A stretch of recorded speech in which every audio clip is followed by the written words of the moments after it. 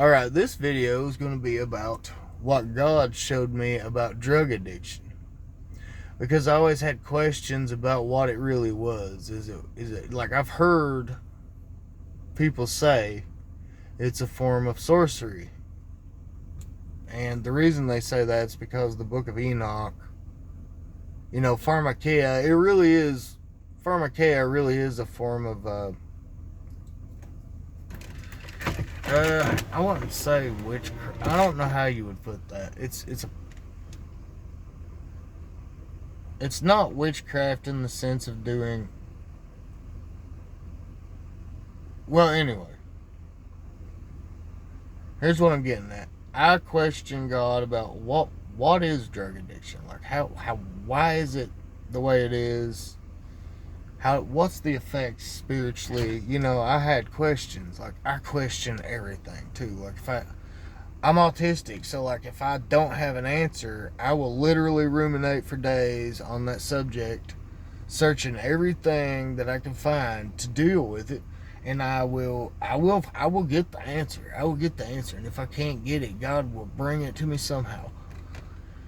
And then one day I had a vision where I just saw these two hands opening up a scroll, and this scroll had symbols and like almost like Egyptian hieroglyph, but it wasn't. It just had that kind of some symbols and stuff like that.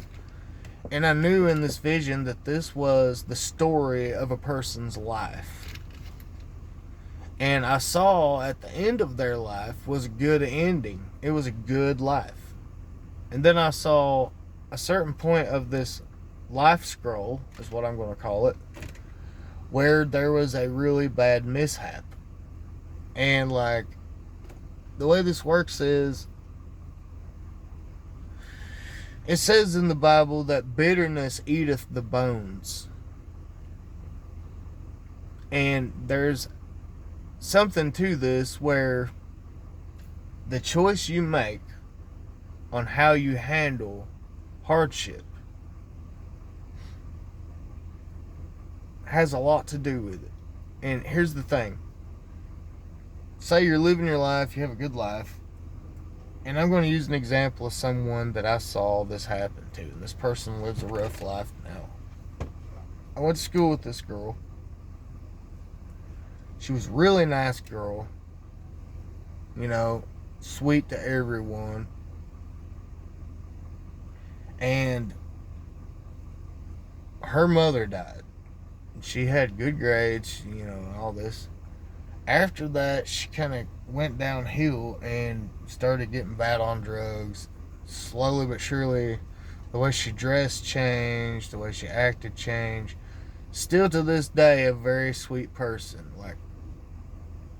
She might rob you blind, but that kind of comes with the addiction. But, I've heard people talk bad about her, and I tell them, listen, man, I remember that. I remember when she wasn't like that. I know this person. This person is a good person. But she had a bad thing happen to her that crushed her so bad. The only person she had close to her in her whole life was her mom. And her mom died when she was probably in the 11th grade. And after that, she went down a really bad road, getting with men to help her get her drugs. She didn't have any close family other than her mom, so surviving was pretty much being with men, I've got family that's the same way. But this girl particularly, she was a very sweet person. I know her to be that, But people that see her today, they just think of her as this junkie and this, they'll call her a prostitute and all this other stuff. And it bothers me because I know that she just got in a bad way. And I pray for this girl. And the people that say these things about her, I tell them, listen, you need to lay off of her, man. But, anyway, back to the scroll, as far as this girl's story goes, she could have tried to get help. Like, people can do a lot of different things, but like some people think that there is no hope, and then they just do whatever's around them. You know what I mean? They reach for comfort. Like heartbreak. I know this from experience. Heartbreak will make you not care about. Heartbreak will make you not care about what resource you go to band-aid the hurt. And at the same time, you don't have the willpower. You're crushed inside. You don't have the willpower to go and seek help and all this. But sometimes it takes us reaching the bottom before we start reaching for God. You know what I mean? I've been there. I've been at the bottom, like rock bottom. And the scroll that I seen in this, it was like at that point when this person inside their self decided that they didn't want to try anymore, and they just reached for that quick gratification, drugs, drinking, sex addiction, all these destructive behaviors. It seemed like I saw, not seemed like, actually in the vision I saw what looked like a paint roller that had black tar on it roll from that point out the rest of that person's life, whoever this life scroll was about. But when it rolled over on out from that part of the life, it changed the destiny of that person, what their outcome would have been. And if you think about it, that's what it really does. Like, because someone's living their life, they got a good job, they got a good family, doing all this stuff, boom, a relative dies, or a lover cheats on them, or any one of the major things that really crush people inside, like, and then they go to drugs or anything like that, and then you notice the state of their life goes downhill more and more and more and more.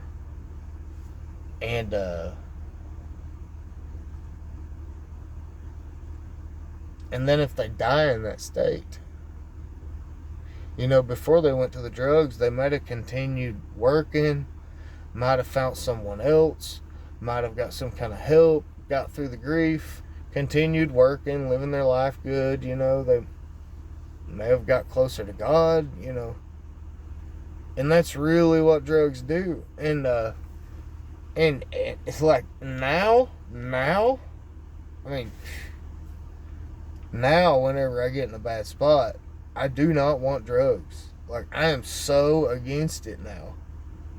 Like, there's places that I drive to this day and it still hits my mind. But then there's a hard no. Like, no. I don't want it. I don't want it. I don't want to get back in that loop.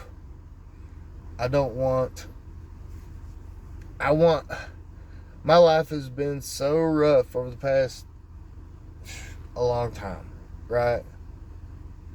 And God broke many sticks over my back for me to figure things out. And I'm so sure that I don't want drugs or alcohol anymore. I'm a generational curse breaker, son. I'm getting rid of all that crap. It stops with me. It's done with me. Like, from here on out in my life, things are different. I'm not doing any of this crap anymore. I don't want it. I don't want my generations from here on out. I went through all this crap, but I've got new love coming. I know this. I'm going to marry again. I'm going to possibly make another family. I mean, I would like that, but if it's not in the cards, it's not in the cards. But just saying, you know what I mean? I'm looking forward to life again. I look forward to life. I'm a lot more content with simpler things. Used to, it was like I couldn't be content. Like, I was not easily amused. Like, that's kind of the reason I get like a lot of my, like where I'm autistic, right? So like I get like very uncomfortable in certain situations, and that was one of the things that always sent me to. It was either you feel emotions on a lot stronger level when you're autistic. I didn't know that that's why I did that. I thought everybody was like that, but like, um, so like when you get heartbroken or in a uncomfortable situation, like usually dysregulation or you're having to deal with someone that has too much of a perfume or like strong perfume in an elevator or somebody chewing gum really loud and you're trying to be nice but you're so like by the time you get away from people you're so ready to go in a dark corner and just not deal with people. Like that was one of the triggers that made me want to go and use, just because I was seeking comfort. I couldn't find comfort. Well, I don't have that no more. Like I can deal with things now. Like it's like God made me able to cope without using. And like now I keep joy a lot. I smile. Like there was a time when I wouldn't do. I'm never been a shy person. Like I just say whatever right in front of people. I still am like that. Like anybody that knows me knows if I'll say it with a straight face and just be like, I ain't gonna say something that I would normally say, but like, yeah, like I knew God was gonna use this for something. I got this big mouth and I don't care to say what I gotta say. He's gonna put it to work, son. You better believe. You better believe I'm gonna jerk this out on somebody and they're gonna be floored when I say what I got to say. But like, but yeah, that's what it is. It's what it is. It's gonna be.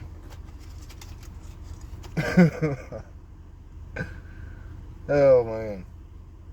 Anyway, I don't do drugs. I don't drink. I don't even like. I used to get gabapentin because I got blown up a few years ago, landed on my head and messed some nerves up in me and stuff. They give me gabapentin and it helped me a lot, but like I don't even take that anymore. I deal with it now. Like I don't even hardly take Tylenol. I don't like taking any kind of meds at all anyway, right? But when I was in the bad mental state, with different things that happened, yeah, I was a medicator. I was a self-medicator type. And I was the kind, like, there was a time when I was really bad on fentanyl. I was bad on, like, a lot of different opioids. Marijuana. Uh, like, I used to be a bad drinker. Like, the only real charges I've got on my record is I got like an AI, PI, DUI, and it was all alcohol related. I've never had a drug charge, but I did. I had drugs on me all the time. Like I just never got caught. But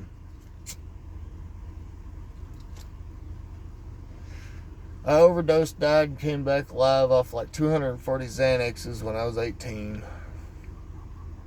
I overdosed while driving on fentanyl. I woke up on the side of the road. My truck was still in drive. I must have just rolled right off of the road and it just so happened to not hit anything. But my chin was on my kneecap and down next to the steering wheel.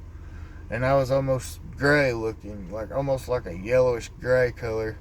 And when I raised up, it was like I couldn't control my arms. Like I went to go shut the truck off and chill a minute.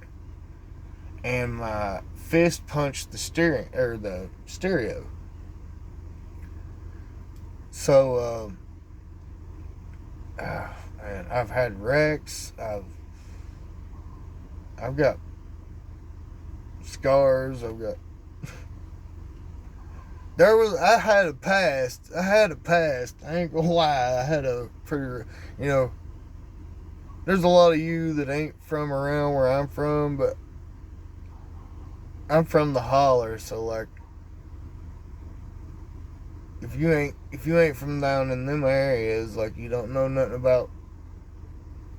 I don't even know how to explain it. Like people that's related to me and friends from around this area, they know what I'm talking about, but these city people don't know what I'm talking about. It's pretty. It can be. Yeah, but the city's got their own, but we got ours too. Like in the hills, you can come up missing and you ain't never getting found. Like, a lot easier. But just I've been on meth. I've done meth. You know, it was never a go-to for me, but it was like, if it's there, why not? Like, I was mostly into opioids, but like usually when I wanted to get wrecked, I got riggedy wrecked, and it was like multiple things at once. And uh, there's people that'll watch this video, they already know what I'm talking about. They've seen so many things. Like, but I don't do anything. I don't do anything now. Like fentanyl, that's one of the ones that God took in one night. And when I was on fentanyl, I would go to these certain few places, right? There was only so many at the time that sold the fentanyl. There was like 10 people that I would meet at every drug dealer at the same time. We was all doing the same thing, going from place to place to find our fix. But over a course of like 3 years maybe, they were dropping like flies until it was just me. And I knew I was next. Knew it. But I couldn't do nothing about it. There were so many drugs that I had been hooked on that I just walked off of. It was hard, but I did it.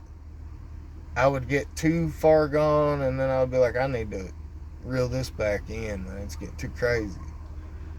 Well, fentanyl was not that one you did that with. Like, the first time I did it, I felt like I was in a warm bathtub of water. And it was cozy. 4 hours later, I was sick as a dog, and I was like, didn't know how to get it off of me, so I went and got more. Well, that's how that started. And I think in like 3 months, I didn't count this up, but someone else did. In like 3 months, I went through like $30-something thousand. And that was what we counted up that we could keep track of. Like, there was more money than that went gone, but we had no way of keeping up with that. But yeah, so it was bad. Like, if you go to my pictures on Facebook and go to the main bottom, you'll notice there's some pictures where I look kind of grayish yellow colored. That was those days. That was not that long ago. But I've not been on that for years now. I mean,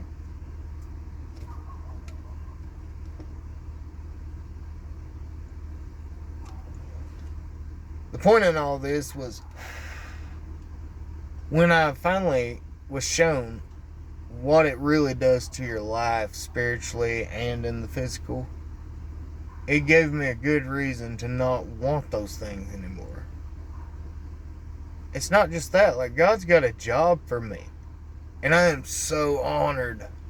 So honored. Like, He has shown me a deeper understanding of what I mean to Him. You know what I mean? I want people to want what I have. You know what I mean? I want people to want this. I want people to see this and know how authentic I am about it. Like, look at this. I'm not perfect in the least. Like, you ain't gotta be. You don't have to be perfect. It's your willfulness. Like, instead of you going about a relationship with God in the sense of, I'll do the best I can, Lord, and Oh Lord, I'm gonna go over here and do this. Oh, please forgive me. Don't do it like that. Go at it like, try to make sure that your heart. How am I trying? How do I say this? Okay. He's been showing me a lot about your free will, your heart towards God. Like, are you really trying? Are you really trying? Even if you're someone who's hooked on fentanyl so bad you can't stand it, do you really want to quit it? Because when he took it from me that night, there was days worth of he showing me visions of me dead. I was getting visions of bad stuff. I was having strong words from him like, you need to stop. And I'm like, why are you saying that to me? Like, you know I can't quit this. Like, this has got me. Like, there was a time when he showed me a picture of me like I am now, clean, happy, and I was in the drug dealer's driveway. He was like an hour late. Told me he'd be there, and I got there, and I was sitting there, and I was just looking off in the distance. It was in the middle of COVID lockdown, and I was like not having it. I was out there trying to get my fix, and I was sick as a dog. I was shaking like a leaf on a tree. I was sweating bullets. I was like nauseous. I was so sick. Inside of me was screaming bloody murder. I saw an image of me happy, smiling, like, and I just started crying, and I was like, God, I'll never see that again. I was like, I can't control this. Like, this has got me. For the first time, I was admitting that a drug had me. You know what I mean? It had me. It was just something so evil about fentanyl. Like, it's different from a lot of those other drugs. And so, I felt like I had no choice but to keep doing it until I died. And so, it kept going and going and going. One night, I hadn't been a drinker in a long time. And, this person I know, their boyfriend left them and left a 12-pack of bottles of some kind of alcohol I didn't even like to begin with. But I took it with me, so that night I was in my bathroom. I had everything laid out there. I was sitting down to do my little thing, you know. I really wanted off fentanyl. I was getting to the point of scared, like I couldn't stop, but I couldn't quit either. Like I wanted to stop, but I couldn't stop because the sickness was so bad, like the worst feeling I've ever felt in my life. As soon as I got up in the morning, I was out the door. I was gone. And even when I had pneumonia, I wouldn't stay there.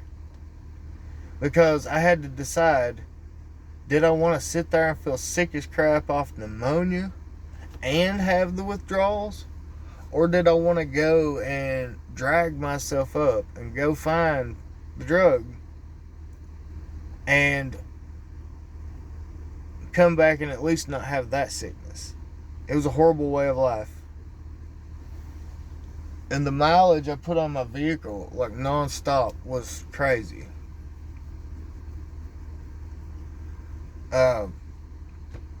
So there was different times where anytime I had a moment by myself, it's like God was like pushing hard, like you need to stop, like you're playing with fire. Like it was made well aware to me that all the other stuff was one thing, but this is a different beast here. Like this is a different beast.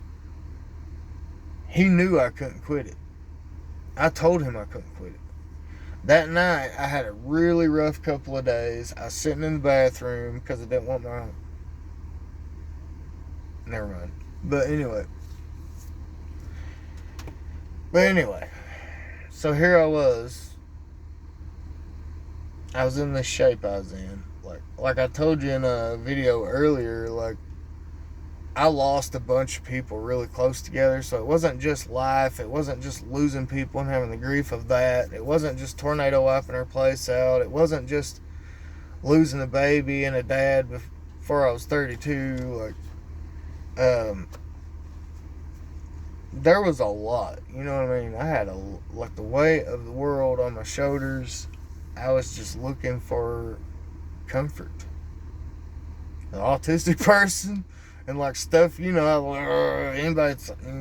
that deals with that knows, and,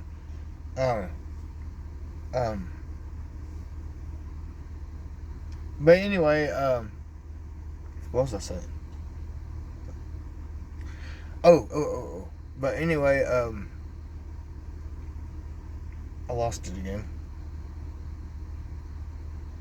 Anyway, he kept pushing, you need to stop, you need to stop, you need to stop. I wanted to stop. That night, like I said, I had a rough couple of days on top of all the other rough days. And I was in the bathroom and I kept hearing him pushing on me, pushing on me, pushing on me. And I got pissed. I was pissed off. I just wanted to enjoy myself. I just wanted to medicate. Deal. Band-Aid. And that kept happening, and I was so mad because I couldn't quit. And I'm thinking, why is this maker of all the universe and everything, who has the power to do it all, telling me to do something that I know and he knows I can't do myself? So I was like, I just started yelling at him. I was like, you want me to quit? Take it then. You got all the power. I said, I repent of it. And it's I'm not kidding with you. I wouldn't lie about this for nothing. It was like somebody pulled a sheet off my face. I come out of the bathroom and I told a certain someone, I said, I'm off of it. They didn't believe me until the next morning hit, and I stayed right there. I still had the withdrawal symptoms. For 3 weeks, I couldn't sleep. The only thing I could survive off of, autistic people that have the smell sensitivity, it's bad enough, right? Well, when you're coming off of fentanyl, you can't stand the smell of food. You can't stand the smell of perfume. You can't stand the smell of anything. And then when you're coming off fentanyl too, it's that is just when you're coming off fentanyl and you're autistic, that's double amplified everything. And you're just sitting there it's, you know what I mean? It's bad. So the only thing I could survive off of was pistachios and Powerade. And not that much at that. And whenever you lay down to close your eyes to go to sleep, you're just looking at the back of your eyelids. You're not tired at all. Your body is doing that thing a tiger does when it's hungry and it's ready to slaughter something and eat it. You could stab it with anything and it's going to keep fighting because, your body has been tricked to believe that is the same as food. You need it. So your body's going to be on heightened awareness to try to make it happen. So, like I said, it got pulled off that night, and I still had the withdrawals, but they were tolerable. I was not on any Suboxone or anything at that time. I come off the fentanyl, and I totally stayed away from it because I was never going to touch that crap again. I think for a year and a half, maybe, I was totally drug-free. And then, like I said, I got blown up, and then I had these ear surgeries over here. I've had 4 surgeries on this ear where I now have a cochlear implant where I put a hearing aid on a box right behind my ear back here on a screw that's in my skull. But before that, I had these problems with this ear over here, and they kept having to do surgery, and they kept giving me pain meds, and of course, I had an addictive personality, so I ended up back on pain meds. But this time around, I went straight, when it got too crazy, I went straight and got put into a Suboxone clinic. And then I come off the Suboxone, and You know, I fought with it off and on there for a while. But that was until all this stuff happened. Like now, I wouldn't touch none of that crap for anything. I don't want it. I don't want that life. I don't want. You know, I'm looking forward to life these days. You know, I want to live. I want to live life. Like God has gave me a new outlook on life. Totally. Like I want to talk to people, man. I want to help people out of this dump. You know what I mean? I want to help people. That's what I like. That's where I'm at these days. Yeah. God's got a job for me, homie. I'm on it. Earth Angel, baby.